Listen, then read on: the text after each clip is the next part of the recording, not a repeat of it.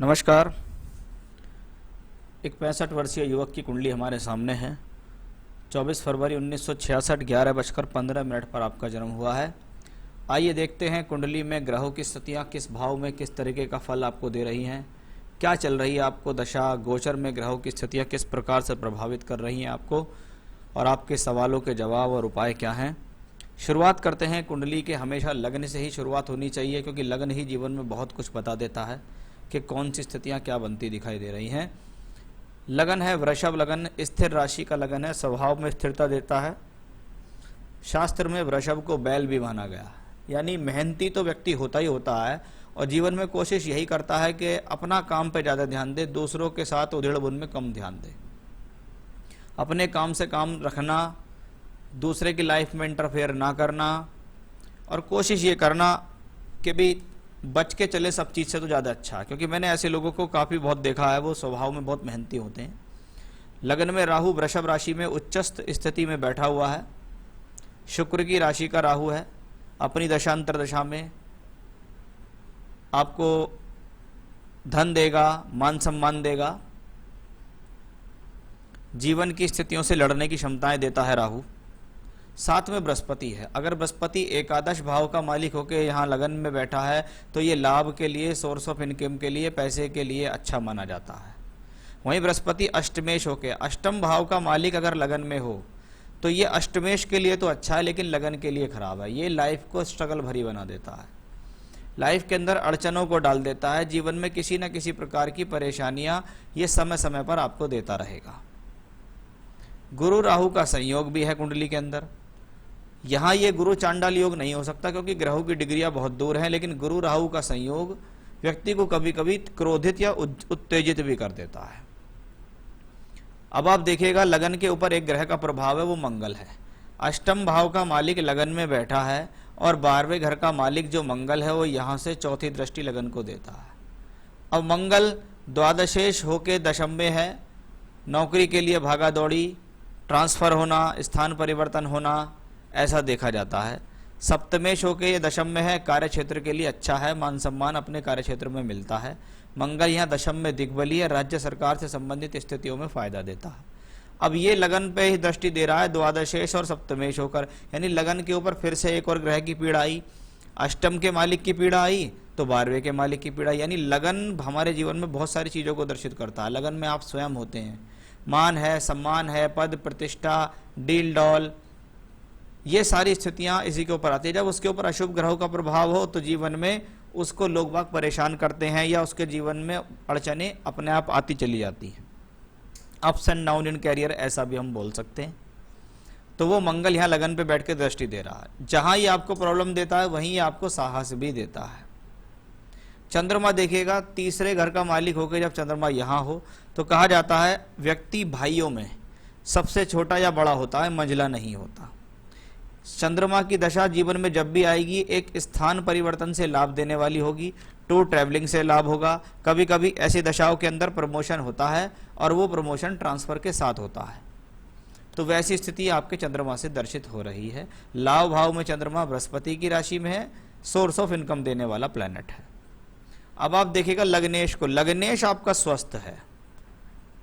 अगर लगन पीड़ित है और लग्नेश स्वस्थ है, यानी आपके जीवन में बाधाएं आएंगी, लेकिन लग्नेश आपको वहां से निकाल कर ले आएगा। इसका मतलब ये है, लग्नेश 9वें घर में है, भगवान की कृपा आपके ऊपर बनेगी, भाग्य आपका साथ देगा, क्योंकि ये भाग्य स्थान है। लग्नेश 9वें में भाग्य के लिए अच्छा है। शुक्र की दशांतर दशा आएगी जीवन में तो आपको लाभ दे देगी। ये कॉम्बिनेशन है जो लग्नेश त्रिकोण में बैठता है तो धन योग बनाता है और आपको परेशानियों से निकालकर लेके आने में सक्षम है। राहु केतु एक्सेस जब लगन सप्तम पे आता है तो जीवन में साझेदारी में प्रॉब्लम, साथ काम करने वाले जो कलीग्स होते हैं उनके साथ भी कुछ प्रॉब्लम्स रहती हैं। बाकी कोई बड़ी प्रॉब्लम मुझे इसमें यहाँ दिखाई नहीं दी है। एक बात और कि आपके यहाँ पर केतु बैठा हुआ है, ये सप्तम भाव है, सप्तम भाव का मालिक यहाँ बैठा हुआ है शनि सूर्य बुध के साथ। नवांश कुंडली में भी सप्तम भाव में मंगल की राशि है और इसको शनि मंगल का प्रभाव भी है। इसका मतलब ये कॉम्बिनेशन थोड़ा मैरिड लाइफ वाइज ज़्यादा अच्छा नहीं माना जाता है। पति पत्नी के बीच में अनबन देना, मनभेद देना, वैचारिक मतभेद देने का ये कॉम्बिनेशन है। अब आप देखिएगा कि आपकी कुंडली के अंदर 4 ग्रह बैठे हैं दशम भाव में। दशम भाव रोजमर्रा की जिंदगी के कर्मों को भी दर्शाता है, साथ ही साथ दशम भाव से आपके प्रोफेशनल लाइफ को भी देखते हैं। मंगल के बारे में मैं बात कर चुका हूं। शनि को देखिए, योग कारक शनि बैठा है, केंद्र त्रिकोण का मालिक होकर दशम में, कार्य क्षेत्र के लिए अच्छा, मान सम्मान के लिए अच्छा, नाम दिलाने के लिए अच्छा। लेकिन शनि है तो संघर्ष करा के ही जीवन में कुछ देंगे। शश नामक महापुरुष योग बनाते हैं। व्यक्ति अपने जीवन में अपने नाम से, अपने कार्य करने के ढंग से, अपनी बोलचाल से, अपने स्वभाव से लोगों के प्रति कहीं ना कहीं एक अच्छी जगह बना लेता है। वहीं साथ में सूर्य है, चतुर्थेश होके बैठा है, भूमि जमीन जायदाद से संबंधित फायदा दे देगा। व्यक्ति अपने जीवन में स्वयं के बल पर मकान बनाने में सक्षम होगा। ये सूर्य आपका दर्शा रहा है। अब बुध को देखिए, बुध धनयोग और राजयोग दोनों में है। धन भाव और पंचम भाव का मालिक दशम भाव में धनयोग भी बनाता है, राजयोग भी बनाता है। यानी ऐसा ग्रह अपनी दशा अंतरदशा में आपको रिजल्ट देगा। बुद्धि से, ज्ञान से, बोलचाल से, वाणी से आप अपने जीवन में पैसा कमाएंगे, योजनाओं से पैसा कमाएंगे अपनी बुद्धि के द्वारा, क्योंकि यहाँ बुध और शनि का भी बहुत अच्छा राजयोग है। लेकिन कहते हैं जब अशुभ ग्रह जिस भाव में ज्यादा बैठे, मैं यह नेचुरल अशुभ ग्रह की बात कर रहा हूं, शनि सूर्य मंगल की, ग्रहों की स्थिति के हिसाब से देखें तो यह अच्छा है। लेकिन अशुभ ग्रह का संबंध जब भी जिस भाव से बनता है उस भाव से संबंधित परेशानियां आती हैं। यहाँ मंगल, शनि और सूर्य सभी का संबंध बना हुआ है दशम भाव से। जब अशुभ ग्रह होंगे तो कार्य क्षेत्र में प्रॉब्लम तो होगी, कार्य क्षेत्र में संघर्ष तो होगा, स्ट्रगल तो होगा, लोग बाग परेशान भी करेंगे, शत्रु भी बनेंगे। तो वो सारी स्थितियां यहाँ आती हैं। जहाँ एक तरफ ये राजयोग देता है, आपको अच्छी नौकरी, धन, मान सम्मान देता है, तो वहीं ये आपको प्रॉब्लम भी देता है। थोड़ा सा मुझे एक बार आपका D10 चार्ट भी देखना पड़ेगा। D10 में लग्नेश है बुध, जो कि पंचम भाव में बैठे हैं। व्यक्ति बुद्धि से जीवन में धन कमाएगा, इतना शारीरिक श्रम नहीं करेगा जितना दिमाग से पैसा कमाएगा। लेकिन फिर साथ में कौन है? मंगल, छठे घर का मालिक, शनि, अष्टम भाव का मालिक। जब दो अशुभ भाव के मालिक आपके लग्नेश के साथ पीड़ित हों, तो जैसा ये लग्नेश पीड़ित था ऐसे ये है कि यहाँ मानसिक चिंता दिखती है, तो यहाँ व्यवसायिक क्षेत्र में प्रॉब्लम दिखती है कि जहाँ प्रॉब्लम कर रहे हैं। और आपने कहा भी है कि मेरे अज्ञात शत्रु हैं, मुझको प्रॉब्लम देते हैं, उन्होंने मुझे लाइफ में प्रॉब्लम भी दी है। तो कार्य क्षेत्र में काम करने वाले लोग आपके खिलाफ षड्यंत्र करते हैं, उस षड्यंत्र के कारण आपको जीवन में प्रॉब्लम होती है। वो कॉम्बिनेशन मुझे खास तौर पे D10 से दिखाई दिया, क्योंकि D10 चार्ट सिर्फ इसीलिए देखा जाता है जहां से आपकी प्रोफेशनल लाइफ देखी। आप डेली जिंदगी में क्या काम करते हैं वो नहीं, आप ऑफिस में क्या काम करते हैं वो सारी चीज़ें यहाँ से दिखाई देती हैं। कि पंचम में ग्रह है, धन योग दे दिया, पैसा दे दिया, नौकरी दिला दी, तरक्की दिला दी, वो चीज़ अलग है। लेकिन शत्रुओं का लगातार यहाँ होना अच्छा नहीं माना जाता। और यहाँ भी देखिएगा मंगल और शुक्र का राशि परिवर्तन है, छठे घर का और पंचम भाव का राशि परिवर्तन है। तो शत्रु सक्रिय रहते हैं, आपकी एक एक योजनाओं पे उनकी नज़र होती है। चलिए, ये तो थी आपके हॉरोस्कोप का एक एनालिसिस। दशा आपको मंगल की चल रही है। कौन है मंगल? मंगल आपके जीवन में 2017 से आए। मंगल दशम भाव में है, कार्य क्षेत्र के अंदर प्रॉब्लम देंगे, क्योंकि ये मंगल 12वें और सप्तम के मालिक होकर यहाँ है। नौकरी आप कर रहे हैं, दिग्बली मंगल है, सूर्य दिग्बली है, सरकारी कार्यकलापों से आपको फायदा दे रहा है। लेकिन वही बात, मंगल लगन पे भी दृष्टि दे रहा है। अब ये वही अशुभ ग्रह है जो कार्य क्षेत्र में बैठा है।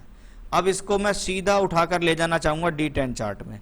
D10 चार्ट में ये मंगल वही है जो छठे घर का मालिक है, यहाँ बैठा है शनि के साथ। यानी मंगल की दशा जीवन में जब से आई तब से आपके जीवन में उथल पुथल प्रॉब्लम शुरू हो गई। शत्रु आपको परेशान करने लगे। कार्य क्षेत्र में जहाँ आप काम कर रहे हैं वहाँ के लोग आपके खिलाफ कोई षड्यंत्र या साजिश करते हैं।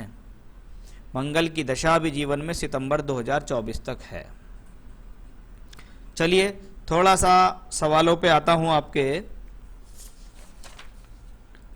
मेरे जीवन में निरंतर उतार चढ़ाव का कारण क्या है, इसका क्या निदान है? देखिए, ups and down in life, ups and down in career हमेशा से आते हैं कि एक तरफ आपको नौकरी मिल रही है, पैसा मिल रहा है, वहीं दूसरी तरफ लगातार तनाव मिल रहा है। ये कॉम्बिनेशन और ये कॉम्बिनेशन हमेशा से इस चीज को दर्शाता है।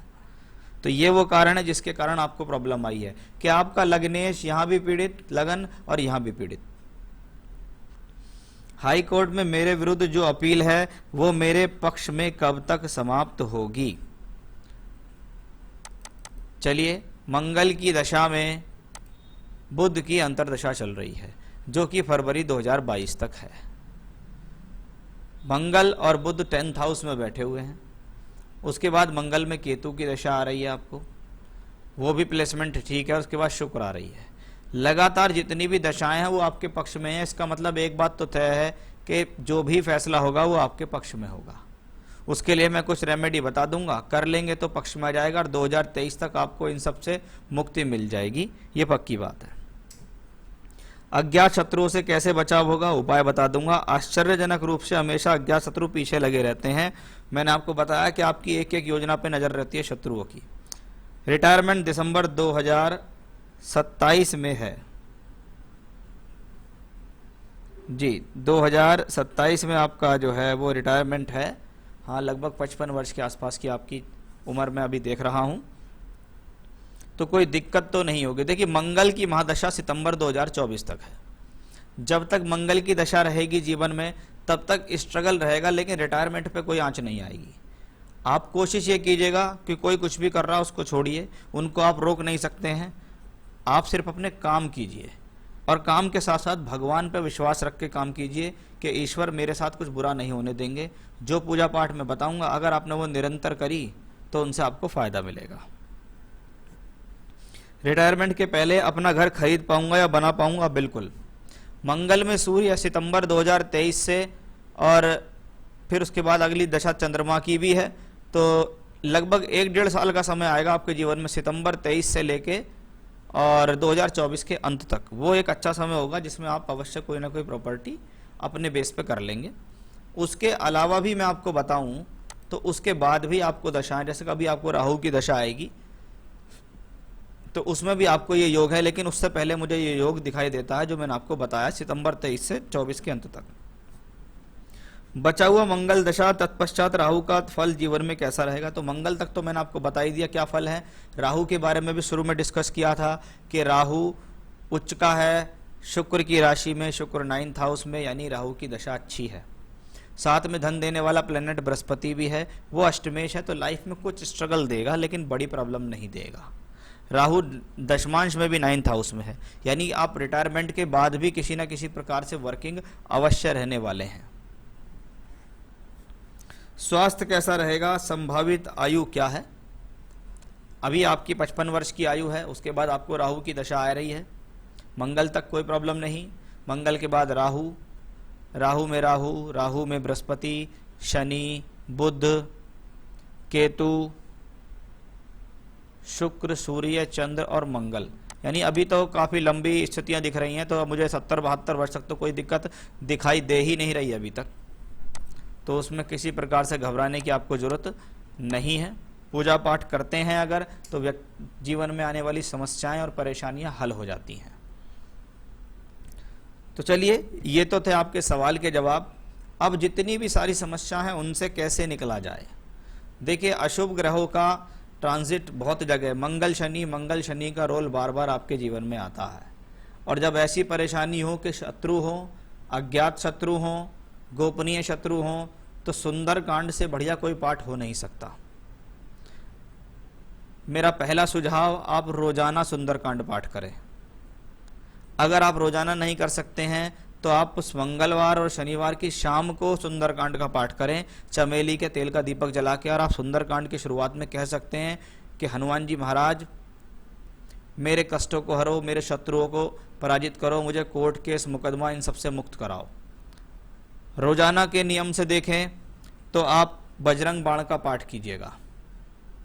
रोजाना बजरंग बाण का पाठ, मंगलवार शनिवार सुंदरकांड का पाठ, या रोजाना सुंदरकांड का पाठ। लेकिन सुंदरकांड जो भी होगा वो शाम के समय होगा, उसी से आपको फायदा मिलेगा। आप चाहें तो बजरंग बाण भी 3 बार कम से कम पाठ उसका कर सकते हैं।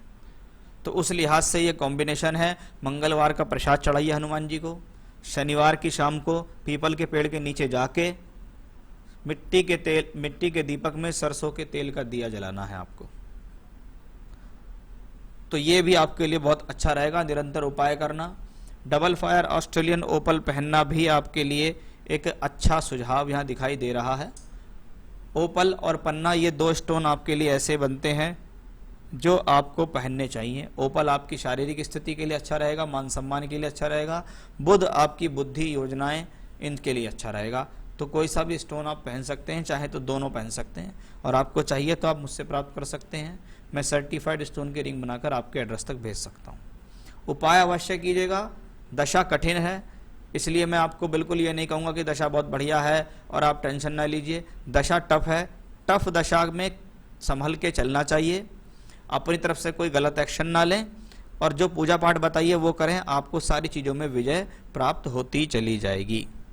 तो ये था आपकी हॉरोस्कोप का एनालिसिस और सवालों के जवाब। पूजा करेंगे तो भगवान आपकी रक्षा अवश्य करेंगे। नमस्कार।